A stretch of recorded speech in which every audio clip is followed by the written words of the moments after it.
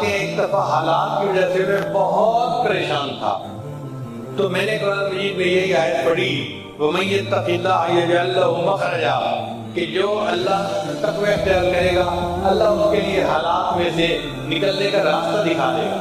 وہ کہتے ہیں کہ میں نے قرآن مجید رکھا اور اللہ کے سامنے نیت کی، اے اللہ میں آئندہ تقوی کی زندگی اختیار کروں گا تو مجھے اس مشکل میں سے نکال دے۔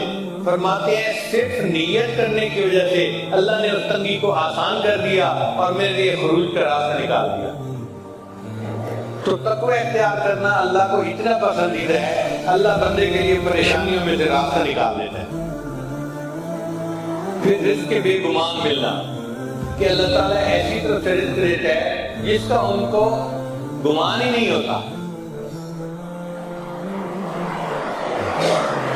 اورنگزیب عالمگیر ایک بادشاہ گزرے ہیں، بڑے عالم تھے، صاحب نسبت تھے۔ ان کے استاد کا نام تھا ملا جیواں رحمۃ اللہ علیہ۔ ملا جیواں رحمۃ اللہ علیہ کی بڑی جائیداد تھی، وہ بڑی بلڈنگ کے مالک تھے، زرعی زمینوں کے مالک تھے، اور جیسے کوئی بڑا سیٹھ آدمی ہوتا ہے نا ایسے ان کا حال تھا۔ ایک شہزادے نے ان کی شکایت بادشاہ کو کی کہ یہ بادشاہ کا پیر ہے اور اتنی جائیداد کا مالک ہے، تو ہمیں یہ لگتا ہے کہ یہ لوگوں کو ورغلا کے ان سے پیسے لے لیتا ہے اور اس نے اتنی جائیداد اکٹھی کر لی ہے۔ تو اورنگزیب عالمگیر نے فیصلہ کیا کہ میں ملا جیواں رحمۃ اللہ علیہ اگرچہ میرے استاد ہیں مگر میں ان سے پوچھوں گا کہ یہ استاد آپ نے کیسے جو ہے وہ جائیداد بنا لی۔ تو انہوں نے ملا جیواں کو پیغام بھیجا کہ یہ آپ ملنے کے لیے تشریف لائیے۔ اب ملا جیواں رحمۃ اللہ دربار میں آیا، اورنگزیب عالمگیر نے اٹھ کر ان کا استقبال کیا، پاس بٹھایا، سلام کیا، محبت سے بات کی اور یہ کہا جی کہ آپ مجھے یہ بتا دیجئے کہ آپ تو ایک فقیر آدمی ہیں، پڑھاتے ہیں طلباء کو، آپ اتنی جائیداد کے مالک کیسے بن گئے؟ تو ملا جیواں رحمۃ اللہ نے فرمایا کہ آپ کو یاد ہوگا میں پچھلی مرتبہ آپ کو ملنے کے لیے آیا تھا، آپ نے مجھے ایک چونی ہدیے میں دی تھی۔ ان کا ہاں، کہنے لگے وہ چونی میں نے جا کے اپنی بیوی کو دی تھی اور کہا تھا کہ اس کو کسی اچھے کام پہ لگا دو تاکہ اللہ ہمارے رزق میں آسانی کر دے۔ میری بیوی نے چند انڈے لیے اور مرغی کے نیچے رکھ دیے، ان انڈوں سے بہت سارے بچے نکل آئے تو کئی مرغیاں بن گئی، چنانچہ ہمارے گھر کی مرغیوں میں برکت ہو گئی۔ پھر مرغیوں کے ساتھ میری بیوی نے ایک بکری خرید لی، اللہ نے بکریوں کا ریوڑ بنا دیا۔ پھر بکریوں سے ہم نے ایک گائے خرید لی، اللہ نے گائے کا ریوڑ بنا دیا۔ گائے بڑھتے بڑھتے اتنی بڑی کہ میں گائے کو سیل کرتا تھا اور زرعی زمین خریدتا تھا۔ پھر اللہ نے میری زرعی زمین کے کاروبار میں برکت دی اور ایک زمین میں کم قیمت پہ خریدتا تھا اس کی قیمت بڑھ جاتی تھی۔ تو اللہ تعالیٰ نے آج مجھے اتنا کروڑ پتی بنا دیا، مگر میری انویسٹمنٹ وہ چونی ہے جو آپ ہی نے مجھے دی تھی۔ اورنگزیب عالمگیر نے کہا کہ اچھا استاد جی اب ذرا میری بات سن لیجیے۔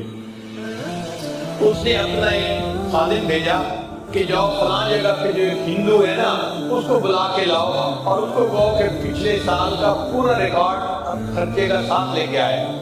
تھوڑی دیر میں وہ ہندو آ گیا، اس نے کہا بادشاہ سلامت آپ نے کیوں بلایا ہے؟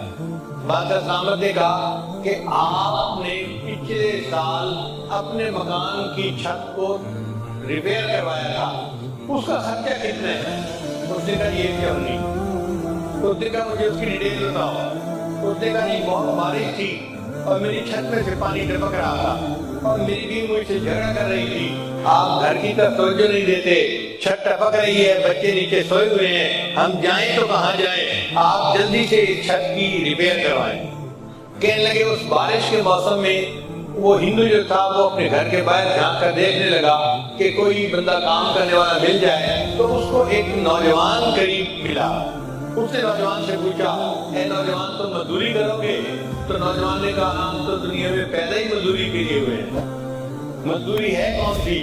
اس نے کہا میں تمہیں کدال دیتا ہوں اور ایک جو ہے نا وہ اور چیز دیتا ہوں اور اتنی مٹی اکھاڑو اور اس کو میری چھت کے اوپر بچھا دو تاکہ پانی ٹپکنا بند ہو جائے۔ اس بندے نے 2 گھنٹے محنت کر کے آپ کی چھت کے اوپر مٹی بچھائی تھی اور سخت سردی برداشت کی، بارش برداشت کی، مگر مشقت کے ساتھ اس نے یہ کام کر لیا۔ جب اس نے کام کر لیا تو اس نے اپنی مزدوری مانگی تو آپ نے کہا کہ میرے پاس پیسے تو نہیں ہے، دکان پہ ہیں، کل آ کے لے جانا۔ اس نوجوان نے جواب دیا میں ایک دفعہ جب کہیں سے چلا جاتا ہوں تو دوبارہ پھر وہاں نہیں آیا کرتا، آپ مجھے جو دینا ہے ابھی دو۔ تو میرے پاس ایک چونی تھی، میں نے اس مزدور کو کہا کہ یہ چونی لو اور چلے جاؤ۔ بادشاہ نے کہا ہاں تم نے اس کو چونی دی تھی استاد جی، وہ مزدور بیٹھا، میں نے اس کے گھر کی چھت کو ریپیئر کیا تھا اور مجھے اس پر یہ رزق حلال ایک چونی ملی تھی۔ جب آپ میرے پاس آئے تو میں نے آپ کو ہدیے کے طور پہ چونی دی، اس چونی میں اللہ نے برکت ڈالی، آج آپ کروڑوں کی جائیداد کے مالک بن گئے ہیں۔ اللہ ایسی طرح سے رزق دیتا ہے جس کا بندے کو گمان ہی نہیں ہوتا۔ تو پریشانیاں تو آتی ہیں، اس دنیا میں کون ہے جو پریشان نہیں ہے؟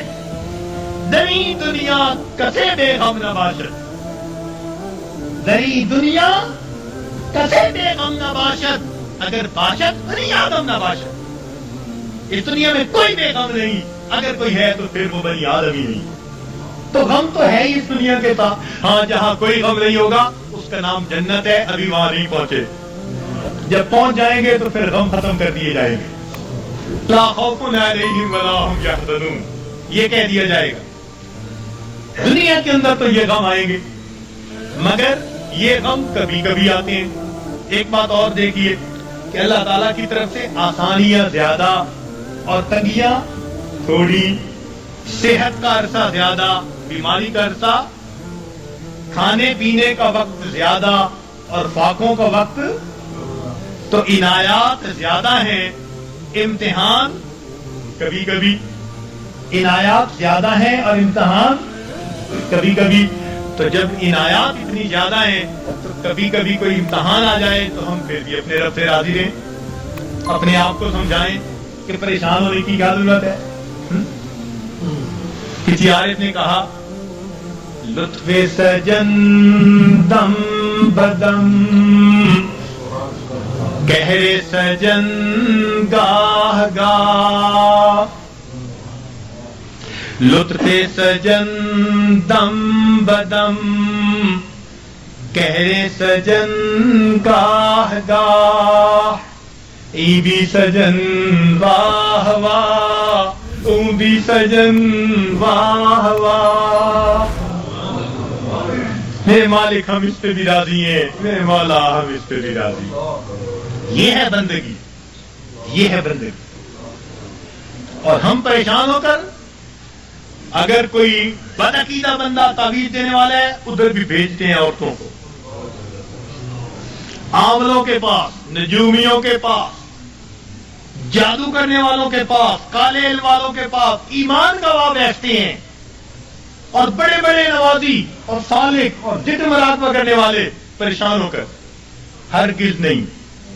پریشانیوں کے اندر کبھی ایسے لوگوں کی طرف نہیں جانا، پریشانی کے وقت میں اپنے پروردگار کے گھر کی طرف آنا ہے، مسجد کی طرف آئیں اور اللہ سے اپنے دل کی بات کہیں، اللہ کے سامنے اپنے دل کا دکھ بیان کریں۔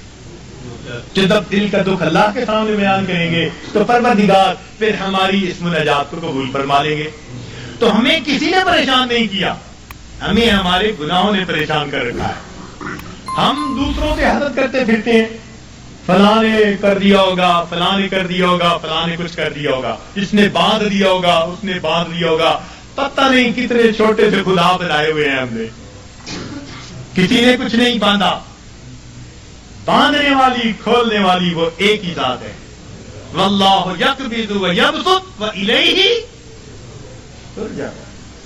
تو ہم اس ذات کی طرف رجوع کریں اور ہماری پریشانیاں اللہ تعالیٰ پھر اس طرح ختم کر دیں گے۔ تو مصیبتیں آتی ہیں، مگر مصیبتیں پریشانیاں اکثر اوقات گناہوں کے سبب سے آتی ہیں، اس وجہ سے انسان مایوس بن جاتا ہے، اعمال چھوٹ جاتے ہیں، انسان ذکر و سلوک میں پیچھے رہ جاتا ہے۔ اللہ والوں پر جو پریشانی آتی ہیں وہ درجات کو بڑھانے کے لیے آتی ہیں۔ اب یہ ایک بنیادی بات سمجھنے کے بعد یہ بات ذہن میں رکھیے کہ جب کسی بندے کو جگایا جائے اور وہ پھر بھی نہ جاگے تو پھر غصہ آتا ہے۔ گھر میں بھی ماں بچے کو جگائے، باپ بیٹے کو جگائے اور وہ نہ جاگے تو غصہ آتا ہے۔ جب اللہ تعالیٰ بندوں پر پریشانیاں بھیجتے ہیں اور وہ پھر نہیں جاگتے، یہ اللہ تعالیٰ کے غصے کا سبب بنتا ہے. اور پھر اللہ تعالیٰ اس کو دنیا کے اندر عبرت بناتے ہیں. فرماتے ہیں اولا یرون انہم یفتنون فی کل عام مرۃ او مرتین ثم لا یتوبون ولا هم یذکرون. کیا یہ نہیں دیکھتے ہر سال میں ایک دفعہ یا دو دفعہ ان پر مصیبتیں بھیجی جاتی ہیں، پھر بھی توبہ نہیں کرتے، پھر بھی نصیحت نہیں حاصل کرتے. تو جب انسان جگانے کے باوجود نہیں جاگتا تو پھر اللہ تعالیٰ اپنے عذاب کا کوڑا بھیجتے ہیں. جب انسان گناہوں میں گھر جاتا ہے پھر اللہ تعالیٰ اس پر ہاتھ ڈالتے ہیں، پھر اس کو جہنم کی آگ میں بھیجتے ہیں. اس لیے فرمایا بلا من کسب سیئۃ، کیوں نہیں جس نے گناہ کیا وَأَحَاطَتْ بِهِ خَطِیئَتُهُ، اور اس کی گناہوں نے اس کا احاطہ کر لیا، فَأُولَٰئِکَ أَصْحَابُ النَّارِ هُمْ فِیہَا خَالِدُونَ. یہ ہیں آگ میں بھیجے جانے والے، ڈالے جانے والے، جو ہمیشہ ہمیشہ وہاں رہیں گے کہ گناہوں نے اس کا احاطہ کر لیا. تو کبھی کبھی گناہ بندے کو گھیر لیتے ہیں. جھوٹ کی زندگی، جھوٹ کی زندگی. اب غلط تعلق ہے کہیں، بندے بندے کے سامنے جھوٹ بول رہا ہے، پردے ڈالتا پھر رہا ہے، اس کے سامنے جھوٹ، اس کے سامنے جھوٹ، اس کے سامنے جھوٹ. حدیث پاک کا مفہوم کہ بندہ جھوٹ بولتے بولتے اتنا جھوٹ بولتا ہے اللہ تعالیٰ فرشتوں کے ذریعے نام اعمال میں کذاب لکھوا دیتے ہیں. جھوٹوں کے دفتر میں نام لکھا جاتا ہے.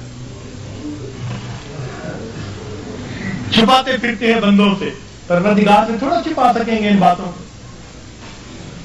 تو کبھی کبھی انسان اپنی بری عادات کو نہیں چھوڑتا اور گناہوں کے اندر گھر جاتا ہے ان کو چھپانے کی خاطر، اور یہی چیز اس کے لیے مصیبت بن جاتی ہے. پھر ذکر میں ترقی کیسی، سلوک میں آگے بڑھنا کیسا. اب کبھی کبھی اوراد وظائف کر رہے ہیں، ساتھ کبیرہ کبھی مرتکب ہو رہے ہیں. یہ تو ایسا ہی ہوا جیسے گولیاں بھی کھا رہے ہیں اور ساتھ ساتھ زکام کے ہوتے ہوئے برف والا پانی بھی پیتے پھر رہے ہیں، تو زکام کیسے دور ہوگا. اسی لیے ذکر و سلوک میں آنے کے لیے پہلا قدم یہ ہے کہ انسان اپنے گناہوں سے سچی توبہ کر لے. یہ پہلا قدم ہے. یہ پہلا قدم ہم اٹھا لیں، پھر دیکھیے یہ تھوڑی دیر کا مراقبہ ہمارے لیے معلوم نہیں کتنی برکتوں کا باعث بن جائے گا.